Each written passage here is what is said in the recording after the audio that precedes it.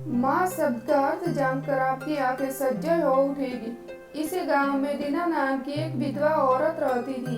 रहने के लिए छोटा सा घर था, दो बच्चे थे, शायद एक 5 साल का और दूसरा 3 साल का होगा। दीना का पति बहुत मेहनती था। वो दीना को किसी चीज की कमी महसूस नहीं होने देता था या किसी भी हालतों में उसका साथ नहीं छोड़ता था। कैसी भी परिस्थितियां हो, दीना का साथ मिलकर सामना करते थे। पर कौन जाने किस पर कौन सा अनर्थ कब आ जाए। दीना के जीवन में ऐसी घटना घटी कि उसी घटना ने दीना के पति को दीना से छीन लिया।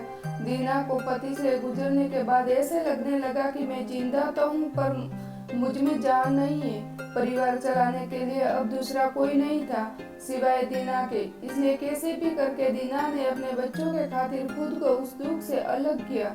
कुछ दिन बाद घर में जो था वो समाप्त हो गया। अब खुद क्या खाए और अपने बच्चों को क्या खिलाए, ये समस्या उसके सामने खड़ी हो गई। बच्चों के लिए दीना को अभी कुछ काम करना ही था। इसलिए दीना अपने दोनों बच्चों को साथ में लेकर जहाँ काम मिलता वही जाया करती थी और दिन भर मेहनत करके जो भी मजदूरी मिलती उससे अपना और अपने बच्चों के पेट भरती थी। ऐसा ही समय बीतता गया और चलता रहा, लेकिन एक दिन दीना को शरीर में थोड़ी कमजोरी महसूस होने लगी। फिर भी वह काम पर गई। ऐसे ही 2 दिन दीना काम पर जाती रही, लेकिन उसकी शरीर की कमजोरी कुछ ठीक नहीं हो रही थी, बल्कि और बढ़ती जा रही थी। ऐसे में काम पर जाना दीना के लिए कठिन हो गया। दीना बहुत चिंतित रहने लगी। अगर वह काम पर नहीं गई तो मेरे बच्चे भूखे मर जाएंगे। इसी चिंता ने दीना को और कमजोर कर दिया। इतनी कमजोरी के उठने बैठने के लिए लकड़ी का सहारा लेना पड़ता था। इस कारण उसके बच्चे भूखे मर रहे थे। खाने को कुछ न मिलने के कारण और बच्चों को भूखे मरते देखकर वह लकड़ी की सहायता से आज यहाँ से कुछ मांगा तो अगले दिन दूसरी ओर से कुछ मांग के अपने बच्चों को खिलाती, पर खुद भूखी सो जाती थी। ऐसा ही एक दिन वह खुद जा न सकती थी, इसलिए अपने बच्चों को समझा करके खाने के लिए कुछ मांगने के लिए गांव में भेज देती है। कुछ समय बाद बच्चे 2 चपाती और थोड़ी सी सब्जी लेकर लौटते हैं। 2 चपाती से 3 जन कैसे तृप्त होंगे, इसलिए वे 2 चपाती दोनों बच्चों को खिला देती है। वह बरसात का समय था, बिजली न होने के कारण घर में अंधेरा छाया हुआ था।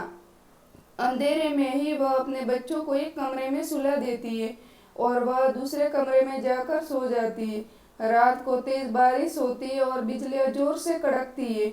दीना को थोड़ी आराम मिलती है, इसलिए वह गहरी नींद में पड़ जाती है। ऐसे में दीना को एक सपना दिखाई देता है। वह एकदम तंदुरुस्त हो गई है, काम पर जाती है। वह सोचती है अपने बच्चों को काफी समय से अच्छा खिलाया नहीं है, इसलिए वह अपने बच्चों के लिए स्वादिष्ट खाना बनाती है।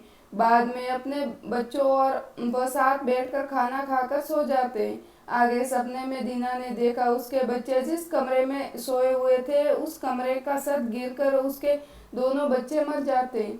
सपने में से दीना एकदम उठकर खड़ी हो जाती है, जान में जान आ जाती है और अंधेरे में ही अपने बच्चों के कमरे की ओर चल पड़ती है। कमरे में जाकर अपने बच्चों को देखकर दीना चैन की सांस लेती है।